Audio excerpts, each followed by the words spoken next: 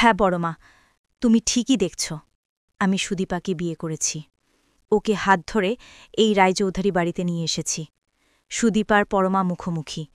কিন্তু আদিত্য আর সুদীপার বিয়েটা কি শেষ পর্যন্ত হল? কেনই বা হল? কেন বাধ্য হল আদিত্য সুদীপাকে আর সুদীপা আদিত্যকে বিয়ে করতে? ওদিকে বিয়ের মণ্ডপ ছেড়ে বেরিয়ে আসা আদিত্য। পরমা ভাবতে থাকে, কার জন্য আদিত্য এতটা বিচলিত হয়ে চলে গেল? কার ব্রাইট ফিউচারের কথা ভাবল? আমার কথা তো একবারও ভাবল না।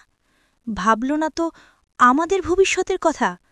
আমরা দুজন যদি এক হতাম, তাহলে কত সুন্দর একটা ভবিষ্যৎ আমরা গড়তে পারতাম। সেই কথাও একবারও ভাবল না। ও অন্য একটা মেয়ের কথা ভেবে চলে গেল। আমিও দেখতে চাই, কে এই মেয়ে? আর সেটাই হল। ওদিকে পরমা আর অভ্রর বাসরঘর জাগা হচ্ছে। গানবাজনা, হাইহুল্লোড় সবকিছু জ্বলছে। কিন্তু পরমার মনে পরমা আর আদিত্যর সেই সুন্দর মুহূর্তগুলো, সেগুলোই শুধু ভেসে আসছে। ভালোবাসাটা সত্যি এমন।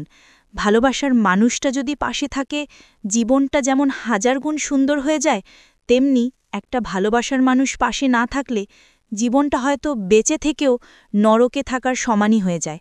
কিন্তু এবারে পরমা সুদীপা একটা বাড়িতে, একই ছাদের তলায়। কিভাবে থাকবে তারা?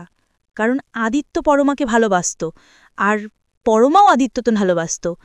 কিন্তু একটা অস্বাভাবিক পরিবেশে বাধ্য হয়ে সুদীপাকে আদিত্য বিয়ে করতে বাধ্য হয়েছে। ওই পরিবেশে সুদীপাই বা কী করে মানিয়ে নেবে? কিভাবে থাকবে দুজনে? আর তারা কি জানতে পারবে যে পরমার সুদীপা দুই বোন, যমজ বোন, একই মায়ের গর্ভে একই সাথে তারা 10 মাস বেড়ে উঠেছিল? হ্যাঁ বন্ধুরা, আপনাদের কি মনে হয়? অবশ্যই কমেন্ট করে জানান। আদিত্য আর সুদীপার বিয়ে হোক, এটা আপনারা কতজন চান? প্লিজ ভোট করুন, মানে কমেন্ট করে জানান। আর চ্যানেলে নতুন হলে দয়া করে চ্যানেলটা সাবস্ক্রাইব করে দেবেন। অনেক ধন্যবাদ সকলকে ভিডিওটি দেখার জন্য। এইভাবেই পাশে থাকবেন। প্লিজ চ্যানেলটা সাবস্ক্রাইব করুন।